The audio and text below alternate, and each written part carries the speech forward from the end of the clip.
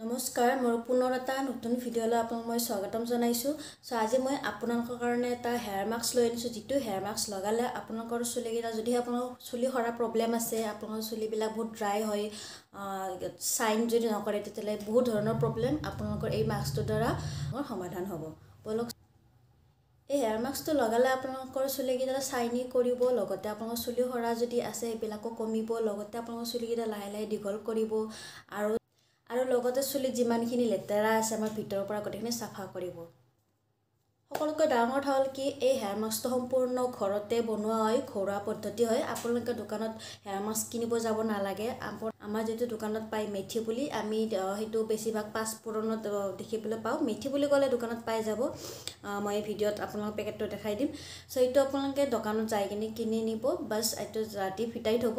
ফিটাই থৈ কিনে নেক্সট দিনাখন সেইটো মিক্সিত বা বটি পেলাই আপোনালোকে যেনেকুৱা ধৰণৰ মিহি কৰিব পৰা সুবিধা আছে তেনেকৈ মিহি কৰি পেলাই চুলিত লগাব লাগে। বাস এয়া চাওক, প্ৰথমতে মই এটা বাচনত পানী অলপ লৈ লৈছোঁ, ইয়াতে মই ফিটাই থ'ম। এয়া চাওক, এইটো হ'ল মেথিৰ পেকেট। মই নৰ্মেল দোকানৰ পৰা কিনিছিলোঁ, বেছি দামৰ নহয়, আপোনালোকে নৰ্মেল দোকানতে পায়ে যাব। এইটোত মাত্ৰ 15 টকা লৈছিলে আৰু ইয়াতে আছে 100 গ্ৰাম।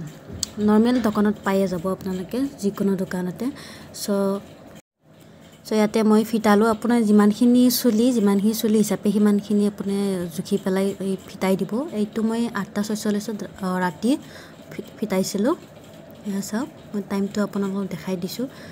সো এয়া হ'ল, আৰু এইখিনি হ'ল নেক্সট ডে। আমাৰ যিখিনি পানী আছে এইখিনি স্প্ৰেৰ বটলত ভৰাই কিনে আপোনালোকে চুলিৰ কাৰণে ইউজ কৰিব পাৰিব। ফিটি যোৱাৰ কাৰণে বস্তুখিনি ফুলি গৈছে, আপুনি দেখিব পাইছে। এয়া চাওক, টিপি দিলে মানে 2 চিঙা টাইপ হৈ যাব আৰু এয়া ধুনীয়াকৈ ফিটি গৈছে।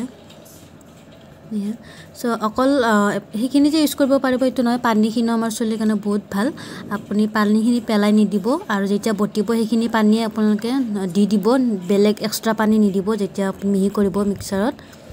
চাওক, মই এতিয়া এইখিনি মিহি কৰি লৈছোঁ। এয়া দেখিবলৈ এনেকুৱা হৈছে, কাৰণ পানী অলপ কম হৈ গৈছে, মই পানী বেছি কৰি দিয়া নাছিলোঁ। এয়া অলপ বেছি আঠা আৰু বিজল টাইপ লাগিবলৈ। এয়া চাওক,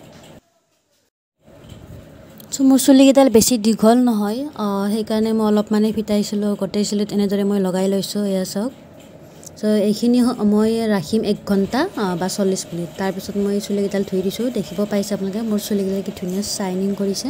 এতিয়া মই শুকোৱাৰ পিছত দেখাম বলক। এয়া চাওক। সো ফ্ৰেণ্ডছ, এই হেয়াৰ মাস্কটো বহুতে সহজ উপায়েৰে আমি ইউজ কৰিব পাৰোঁ। আপোনালোকে পাৰে এবাৰ যদি ট্ৰাই কৰি চাব।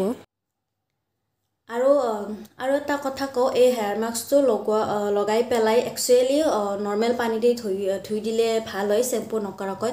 বা যদি আপোনালোকৰ ক'ৰবাত যাব লগা আছে আৰু যদি এইটো লগোৱাৰ পিছত চুলিৰ পৰা সহজতে নাযায়, যদিহে আপোনালোক কিবা প্ৰব্লেম বা অসুবিধা পায়, তেতিয়াহ'লে শ্বেম্পু কৰাটো ভাল হয়। কাৰণ কিয় মই শ্বেম্পু কৰিটো কাৰণ কিয় মোৰ ভাল নালাগে তেনেকৈ চুলিত লাগি থাকিলে। সো আজিৰ হেয়াৰ টিপছটো আপোনালোকৰ কাৰণে যদি কিবা উপযোগী বুলি ভাবিছে, তেতিয়াহ'লে মোৰ ভিডিঅ'টো শেষলৈকে চাব আৰু এটা লাইক কৰি দিব। আৰু যদিহে নতুন মোৰ চেনেলটো কোনোবাই চাই আছে, তেতিয়াহ'লে ছাবস্ক্ৰাইব কৰি দিব, আৰু লগতে মোৰ চেনেলৰ ভিডিঅ'বিলাক চাই পেলাই শ্বেয়াৰ কৰি দিব। সো ইমানতে সামৰণি মাৰিছোঁ। ধন্যবাদ।